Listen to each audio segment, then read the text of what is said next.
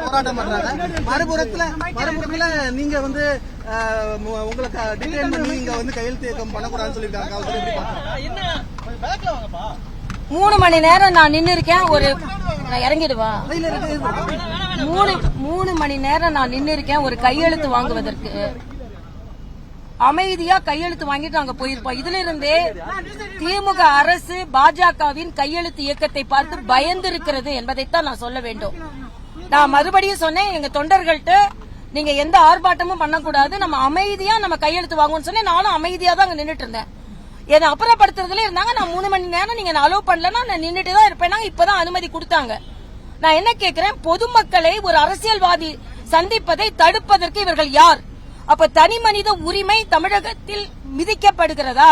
இதுதான் என்னோட கேள்வி. ஆக இவ்வளவு கஷ்டப்பட்டு 3.5 மணி நேரம் நான் நின்றுருக்கேன். 9:30 மணிக்கு நான் வந்தேன். ஆக தமிழகத்துல ஒரு பொதுமக்களை பார்ப்பதற்கு அப்படியிலிருந்து ஸ்டாலின் அரசு இந்த கையெழுத்து இயக்கத்தை பார்த்து பயந்து இருக்கிறார்கள். இன்னைக்கு பாத்தீங்கன்னா லட்சக்கணக்கில் இணையதளத்துல கையெழுத்து போட்டிருக்காங்க.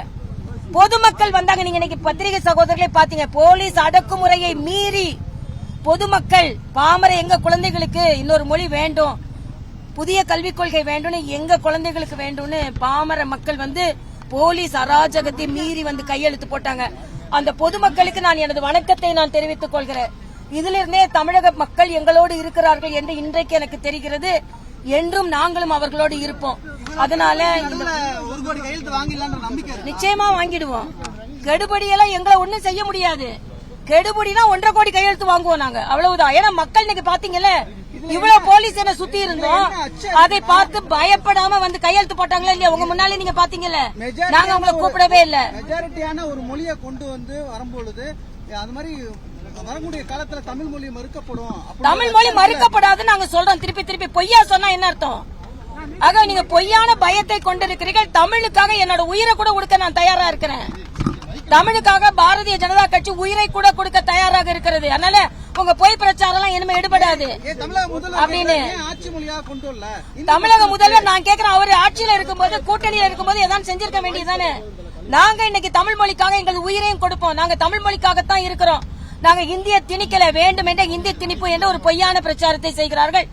தமிழக அரசுக்கு எனது கண்டனத்தை தெரிவிக்கிறேன். ஒரு அரசியல் கட்சி தலைவரை 3 மணி நேரம் வெயில்ல நிக்க வச்சு, அதுக்கப்புறம் நான் போராடி நான் போக மாட்டேன்னு சொல்லி நான் வந்து சத்தியாகிரகம் பண்ண பிறகுதான் என்ன அனுமதிச்சிருக்காங்க. அதனால ஒரு டாக்டரா எனக்கு தெரியும், ஒரு 3.5 மணி நேரம் வெயில்ல தண்ணி கூட குடிக்காம நான் நின்று இருக்கேன் மக்களுக்காக. எங்களது போராட்டம் தொடரும். ஆமா, அதுதான் நான் சொல்றேன். திமுக காரங்க அங்க கோஷம் எழுப்புறாங்கன்னா அவங்கள கைது சொல்லுங்கன்னா, அவங்களுக்கு பயந்து எங்களை நீங்க அனுமதிக்கலாம் என்ன அர்த்தம்? அப்போ திமுகவுக்கு அனுமதி, பாஜகவுக்கு அனுமதி இல்லையா? இதை எதிர்த்து நாங்க போராடுவோம் நான் சொல்றேன். மறுபடியும் சொல்கிறேன், பொதுமக்களுக்காக நான் இருக்கிறேன்.